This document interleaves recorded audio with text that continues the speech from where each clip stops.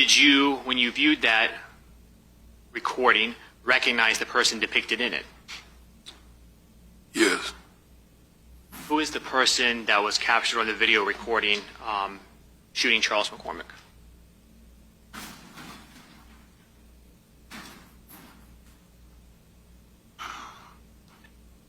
My son, What's your son's name? Hakeem.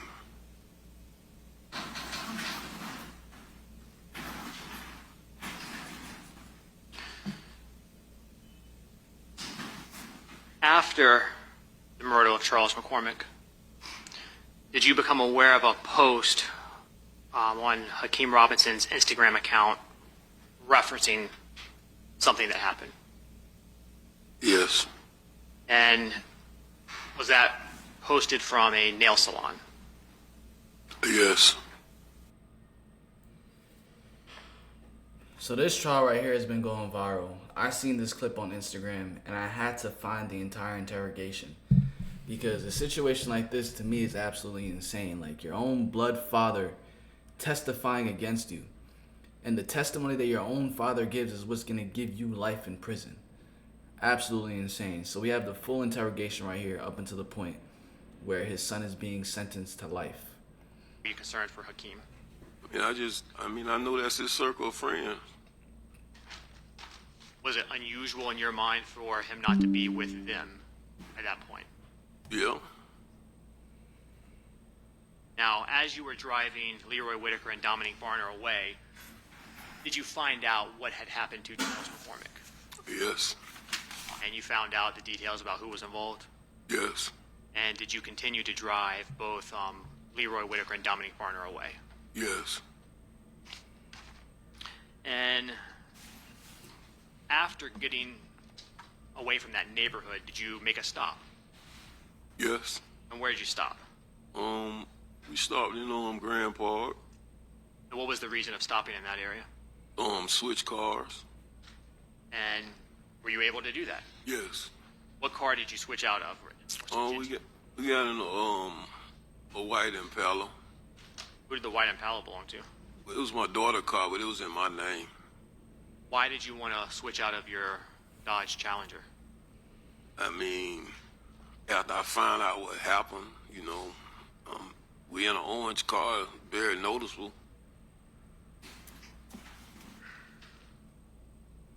Did you eventually make it back to your home? Yes. And again, that's on Brown Jersey Court? Yes. Do you recall around what time of day it was that you made it back to that location, approximately? I can't say the exact time. It's like I can't say the exact time, maybe like 2:30 something up, Was it in the afternoon? Yes.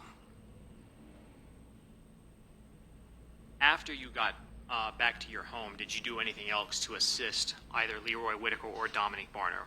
Yes. What did you do? Well, I took the clothes they had on and left with them. Where'd you go? I went over there off Kings Road behind Burger King, put them in this fire barrel. Did you set them on fire? Yes. And why were you doing that? It was just my way to help. Did you take either Leroy Whitaker or Dominic Barner with you when you did that? No. Do you recall if anyone else was at your home prior to you leaving to set those clothes on fire? No. No, there weren't, or no, you don't recall? No, I don't recall nobody though.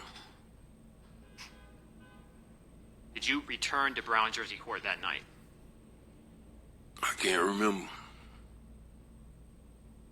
Are you familiar with an address, 2203 West 12th Street? Yes. And why are you familiar with that specific address? That's been my address. That's my grandma's address.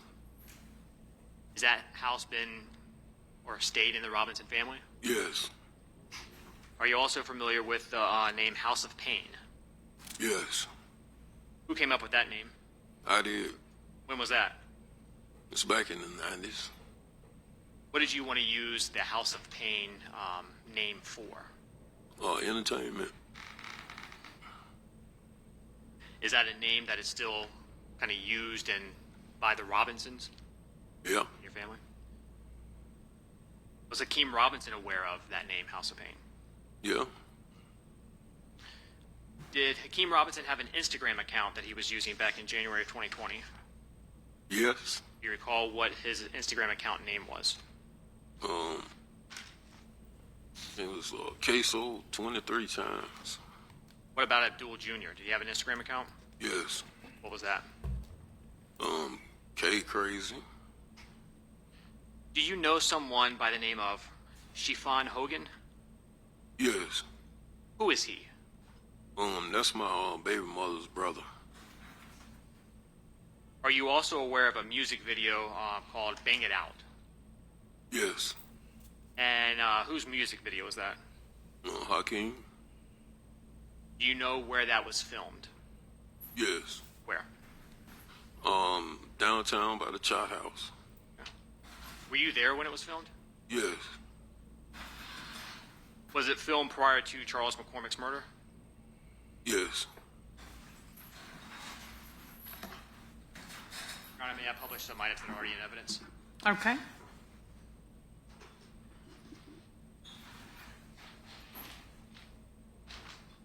So it seems as if he was actually either involved or helping his son out get away with the crime. In front of you. You see that? Should be on the monitor right. Oh, yeah. Did you see that vehicle? Yes. Is that your red Dodge Challenger that you were driving on January 15, 2020? Yes. This is States 193.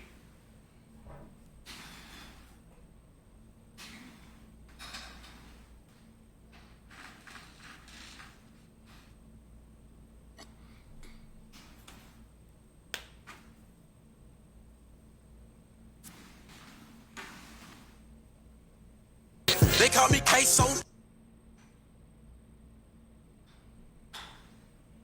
That's the thing about the courts. They'll pull up everything. Instagram posts, Facebook, music, text messages, anything they can get their hands on.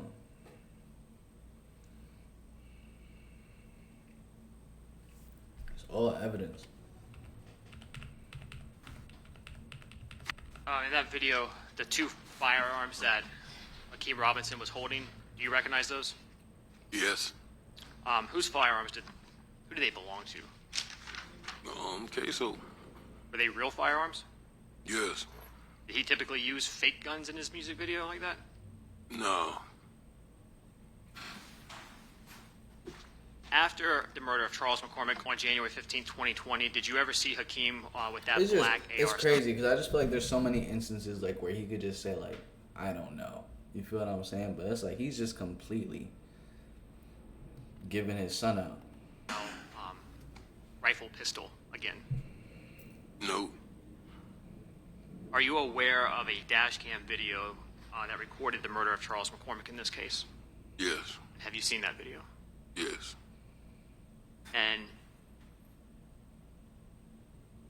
the person captured. Objection, sidebar. All right, let me see counsel and court reporter at sidebar. And you have to keep in mind, he's doing all of this with his son watching him. His son is in the same exact courtroom.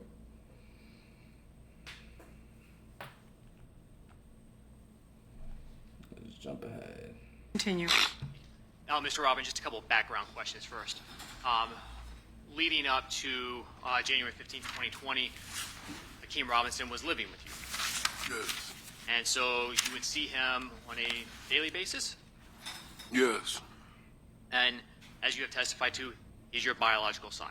Yes. And did you also see him after January 15, 2020? Yes.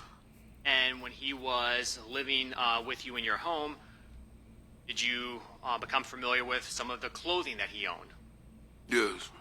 See the types of clothing that he would wear? Yes. See him as he... Objection. Okay, you'll rephrase your questions. Did you ever see him walking about the house? Yes. Did you see him in music videos? Yes. All right. Are you familiar with the way he moves? Yes. Are you familiar with, or 5 years ago, were you familiar with the way his build was, his physical characteristics? Yes. And after January 15th, 2020, you became aware of a video recording that captured the murder of Charles McCormick. Is that correct? Yes. And you've had an opportunity during the pendency of your case and the discovery to see that recording. Yes. Correct. Okay. Did you, when you viewed that recording, recognize the person depicted in it? Yes. Who is the person that was captured on the video recording shooting Charles McCormick?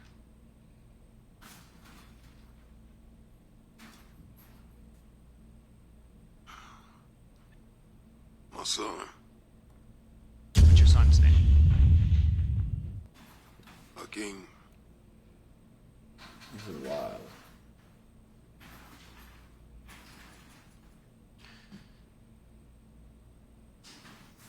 After the murder of Charles McCormick, did you become aware of a post on Hakeem Robinson's Instagram account referencing something that happened?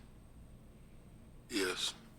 And Damn, but for him to just say, "Oh, that," like, he's literally saying, "That's my son." Like, comment down below. Like, did he need to do that? I feel like you could have just tried everything. You feel what I'm saying? And even if he's gonna get less time because he was involved with the crime too, for ratting his son out, like, yo, that's just wild. I don't know. You know what I'm saying? I don't know who that is. I don't know. I can't see the person's face. Something.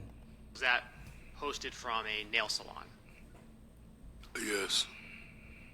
And after seeing that post, did you reach out to Hakeem Robinson, your son? Yes. And what did you want him to do? I want him to remove the post. Are you aware of any other posts Hakeem Robinson made to his social media around that time that concerns you? Yes. What was that? It was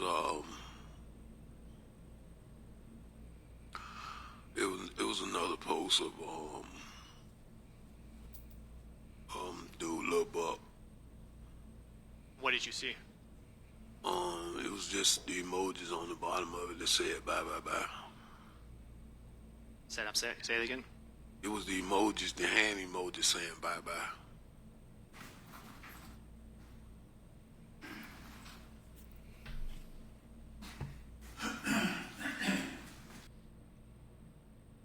So Lil Buck is the person that Queso, the son, took out and unalived.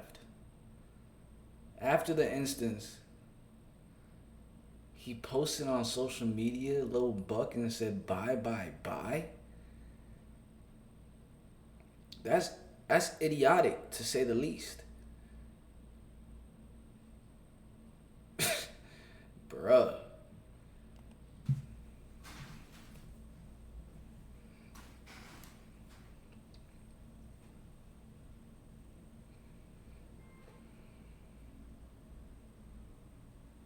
States 227. That the nail salon post that you reached out to him about? And by him, I mean Hakeem Robinson. Yes.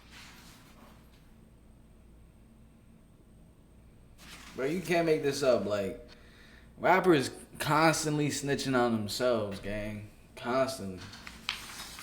Showing what's in evidence as... One moment, I'm sorry, Judge. It's not working.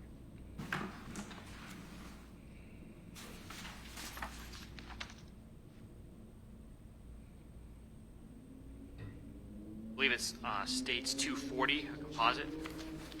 Do you recognize that? Sir? Yes. Who is that in the post? Willie. Billy Addison? Yes. And whose Instagram account is that? Hakeem.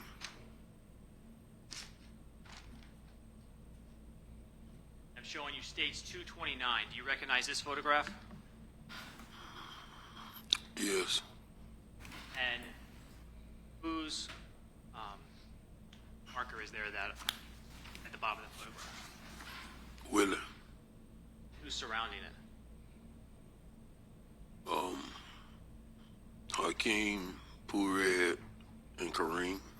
It's Pooh Red again. Is that Torgon Williams there in the middle? Yes. Stage 241. Who's that? Bro, I mean, like, cases closed after that testimony. At this point, they just, like... But this is all just extra at this point. Kareem? Abdul Jr.? Yes.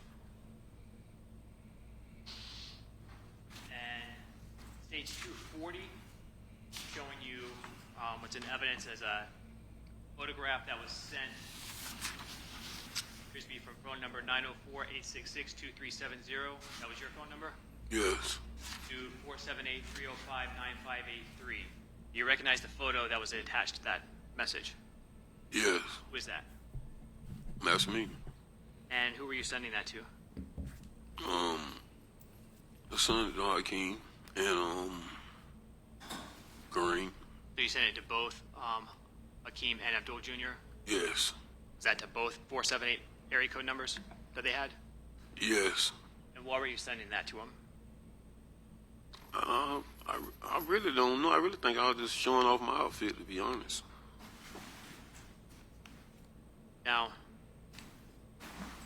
though some people may not believe it, even though you sat here and testified here today, do you still love your family? Objection and relevance. Overruled. Yes. Is this easy for you to do?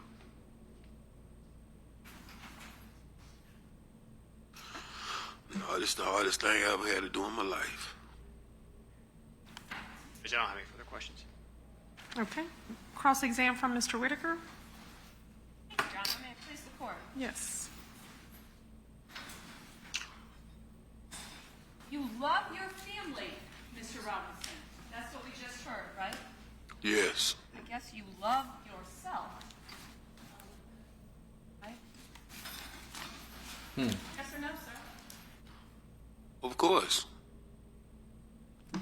Self-love first, right? Over your children. That's the law of nature. Love yourself first. Okay. You're cooperating in this case, correct, sir? Correct. This is not your first cooperation, is it? No, You've somewhat made a career out of it, have you not? I wouldn't say career. Yeah, Well, I did see a couple posts saying that this isn't the first time he was out here snitching. First testified against an officer, Officer Eric Sinclair, back in Overruled. 1999, right? Did I do what? Testified against Officer Eric Sinclair back in 1999. No, I didn't. Came forward with information. Yeah. The officer evidently didn't take it to trial, correct? Correct. But your cooperation, your testifying to the federal government caused him to enter a plea, right? I'm not going to agree with that. Okay. Well, what you probably will agree with is that your sentence was dramatically reduced, right? Yeah. I mean, isn't it true that before you talked to the federal government, what you were facing back in 1999, you could have gotten up to life imprisonment, correct? Yes. And it was reduced to 10 years, right? No. Substantial reduction? My time was reduced to 22 years. How much did you serve? About 10 years and 3 months, 4 months. So from life to an ultimate actual serving sentence of about 10 years. Guess what? It was a law change, and that's how my time got reduced again. Well, and your cooperation, sir. Yeah. Right? So pretty good deal you made for yourself. Yeah. You've also worked as a confidential informant for police, haven't you? Yeah. And you're cooperating in this particular case because it will help you, right? Right. And you were arrested, I think you told us roughly September of 2020. September 10th, 2020. September 10th, it sounds like you remember the exact day, Yes. right, sir? I imagine that was an important day to you, correct? I ain't gonna say important. Well, it did cause you to be incarcerated, sir, right? Right. Where you've remained, correct? Right. And that was for your involvement in the McCormick homicide, right? Yes. When did they hit you with the Rothermel homicide? 2021. Okay, so in 2020, you're facing an accessory after the fact charge for your involvement in the death of Charles McCormick, right? Right. And when they brought you in, you've agreed to cooperate, right? Right. But that didn't happen until 2022, correct? Right. That would have been after they put the second. Bro, it's like, yo, if he's gonna snitch on his own son, he just can't be trusted by anyone at all. Homicide on him, right? Right. Now, in the Rothermel homicide, you're aware that Dominique Varner originally was going to testify against you, right? Right. And your involvement in what you pled guilty to as accessory after the fact in the Rothermel killing was that you admit you gave money to Dominique Varner after knowing he had just been involved in this shooting and needed to get out of town. Yes. And you're willing to admit that, correct? Yes. You do not admit, you do not agree with Mr. Varner's claim that you provided a gun and a car to accomplish that drive-by shooting. Right. Okay? You don't agree with that, No. right? No. Because based on your knowledge, sir, you understand that if you and I plan to do a crime together, whatever crime, we're both considered principals, right? Yes. And so you can stay at home. But if you and I agree to do a crime and I do everything, but you help me, you support me, you do something, say some word that actually inspires me, that encourages me to commit the crime, you can be punished as if you did everything I did, right? Right. But you weren't charged as a principal in the Rothermel killing, were you? No. And so you were left with solicitation for murder. I guess you were originally arrested for that charge, right? Yes. And essentially, you understood that that charge, they were accusing you of trying to entice the murder to happen, right? Right. But they dropped that charge pursuant to your plea agreement, right? But I think it's gonna be dropped. I'm sorry? I think it's going to be dropped. Okay. You just know you haven't entered a plea to it, sir, right? Right. That was not part of your plea agreement for you to enter a plea of guilty to solicitation for murder, correct? Right. Only accessory, right? Yes. And accessory after the fact, you understand, and you understood before you entered your plea agreement, that that's punishable by up to 30 years. Yes. Yes. So when you have two of them, that means that you could be sentenced up to 60 years, correct? Correct. But in 2022, when you agreed to come forward and cooperate, they cut your exposure by 2/3, right? Yes. I mean, I'm never been super great at math, but 30 plus 30 is 60, right? Right. And your plea agreement for the death of two human beings calls for a maximum of 20 years, right? Right. And your actual guidelines are only about 7 years, right? Right.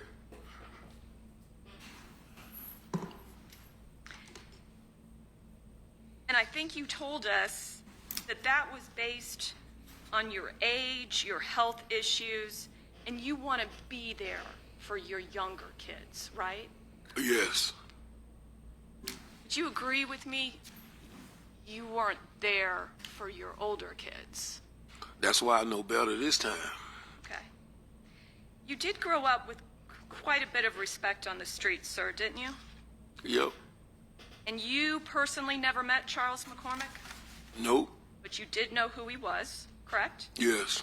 And you knew in spring of 2019 that he had put out this rap song, correct? Yes. And you, as you've told us, you were physically in the car when Willie Addison was killed, correct? Yes. And your son, Abdul Jr., was in that car, correct, sir? Yes. And Torrigan Williams was in that car, correct, sir? Yes. And all of you got shot, correct? Yes. And you explained there was somebody else there that was actually also shot and paralyzed as a result, right? Yes. And who was that again? My nephew, Okay, and what's his name, sir? Samuel Cooper. Samuel what? Cooper. Cooper. Yes. Samuel Cooper. Yes. Also shot with Willie Addison, with you all, and is now paralyzed. Yes. And then you also mentioned somebody named Moody. Yes. Do you Yo, know? being paralyzed has to be like one of the worst things possible. And this just shows how like the head of the household has like the biggest impact on a person's life and upbringing. He just literally affected. He could have been the one to not have them in that situation and have his son shot, his son's friend shot, his nephew shot, basically all the freaking people in his family shot. He could have taken control and been like, yo, but he's always been in the streets. Moody's full name? I think it's Antonio McLaurin or something like that. Antonio McLaurin. Yeah, I think that's it. Were you aware that Antonio McLaurin wore a whiter on Mr. Barner? Yes. Do we need to speak sidebar about that? Okay. Let me see court reporter and counsel at sidebar. I heard objection. I just didn't hear anything after that.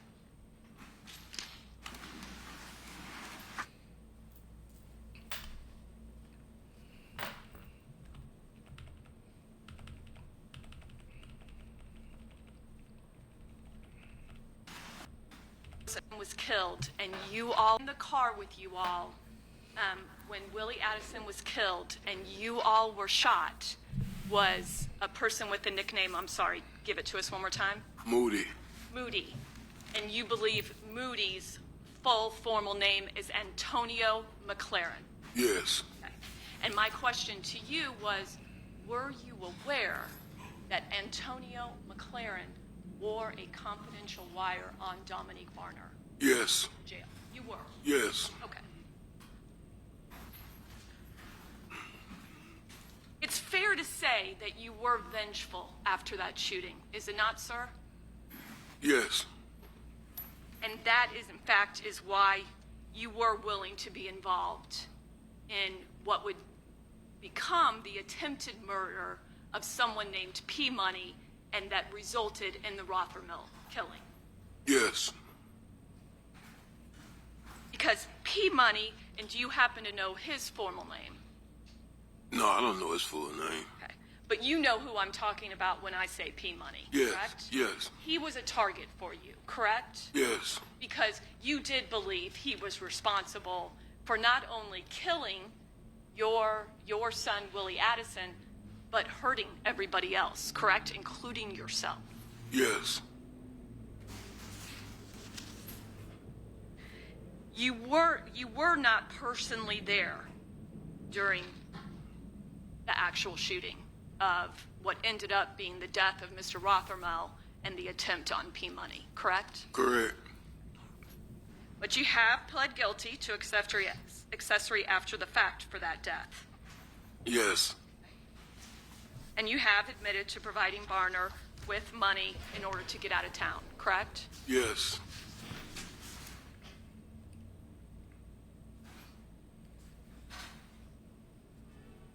Now, we've heard you kind of explain that on January 15th, you end up driving your Dodge Challenger, correct? Yes. Over to the Townsend Road area? Yes.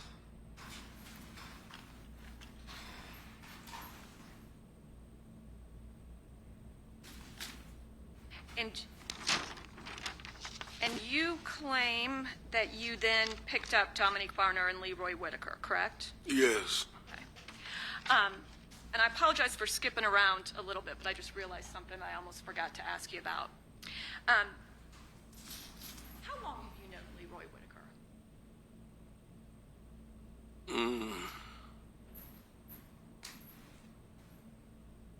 I've known him for probably about a little bit more than 5 years, probably now. A little bit more than 5 years, sir? Yeah, probably now. Okay. And you were born in 71 or 70? 70. In 1970, which makes you about 55 now, sir? Yeah, I'll be 55 this year. Okay. Now, back in 2020, I think you've already told us your son, Abdul Jr., was 25? That sound right?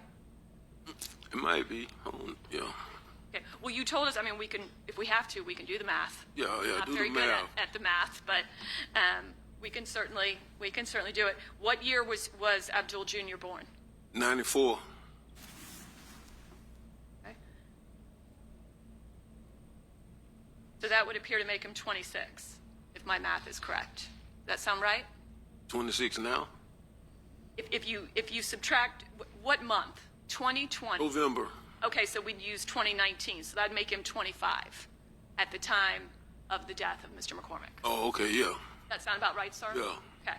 And you said that there's a 4-year age difference between the two sons, between Abdul Jr. and Hakeem Robinson, right? Yes. Okay.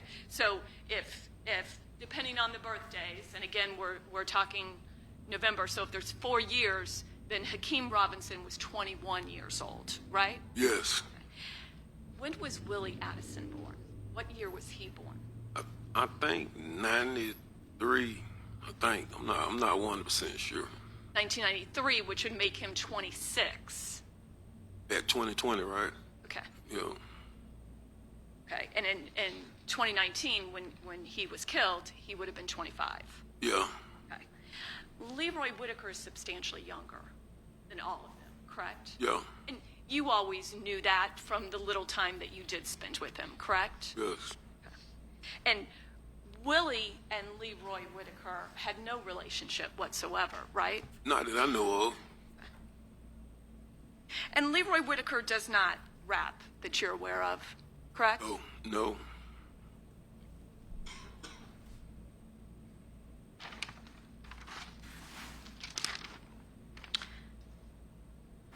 And with all of your testimony, though, you have not heard Leroy Whitaker specifically ever make any kind of statement that he wanted Charles McCormick dead, correct? Correct. And you have never heard Leroy Whitaker ever say anything to suggest he knew anyone was going to get out of a car and shoot Charles McCormick, correct? Repeat that question. You never heard Leroy Whitaker say anything that he would have any knowledge that anyone was going to get out and shoot Charles McCormick. No, I haven't.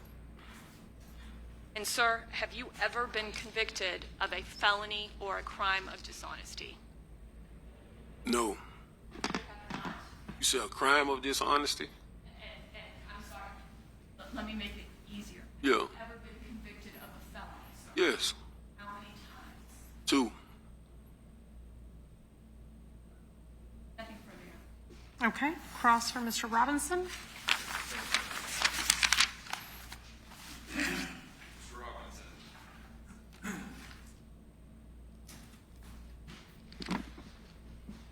Your community up until this point, seated right there, right? Say that again?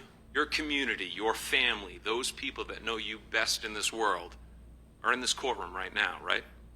I don't think so. You don't see family sitting there? Nope. You don't see Hakeem's mother sitting there? Oh, yeah, I see her. Now, of course, she knows you, right? Yeah, she know me. A moment ago, you said that you are a two-time convicted felon. And let's jump into the first time. In the year of 2000, you were sentenced to 262 months in federal court, correct? Yes. Hakeem was an infant at that time, right? Yes. You go away for roughly 10 years. Right. Now, you said a moment ago that, well, that you disagreed about cooperation. You got what's called, the government filed a 5K, right? Yes.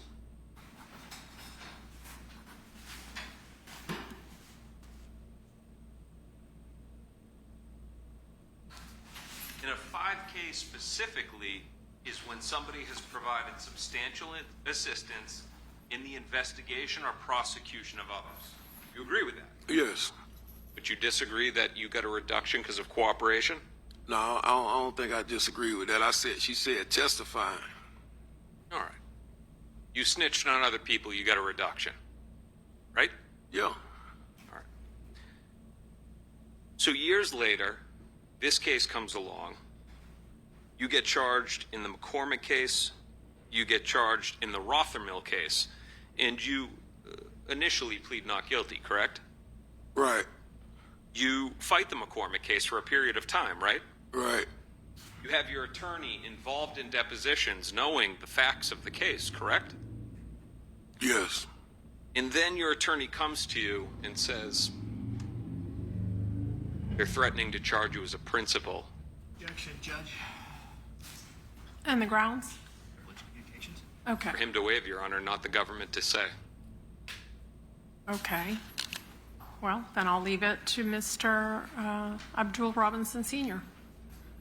There was a point in time when these two murder cases are pending that you learned that the government is now trying to leverage you, threatening you with charging you as a principal in the Rothermill case, right? Yes. And that would have meant a life minimum mandatory for you, right? Yes.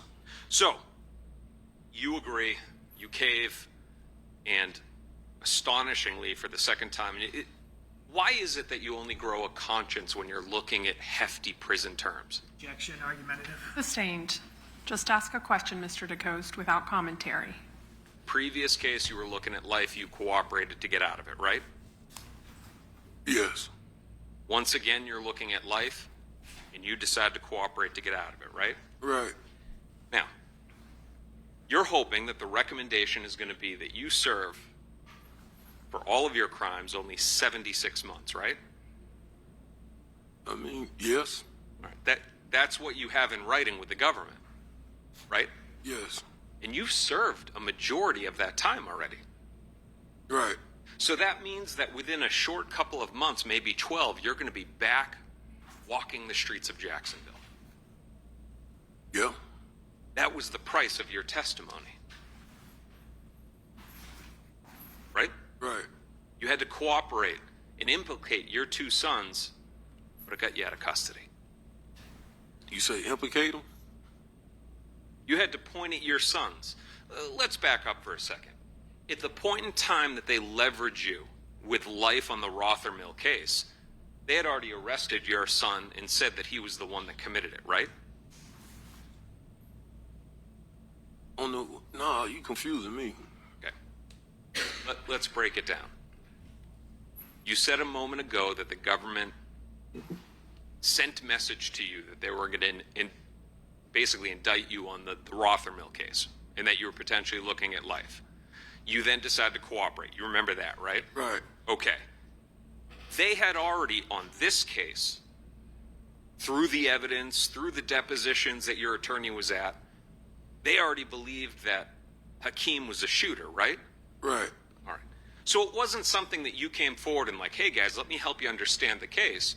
You just agreed to their narrative. No, I didn't agree to their narrative. They asked me what the conversation was when I picked them up. Okay, let's move on here. So, at that point, though, they had already pointed the finger at Hakeem, right? Right. All right. So you just continued with their case. Yeah, I'm going to point at Hakeem. He was a shooter. Right? I can't agree with that. You also pointed out your other son, Abdul, the one that shares your name, Abdul Kareem Robinson Jr., right? Right.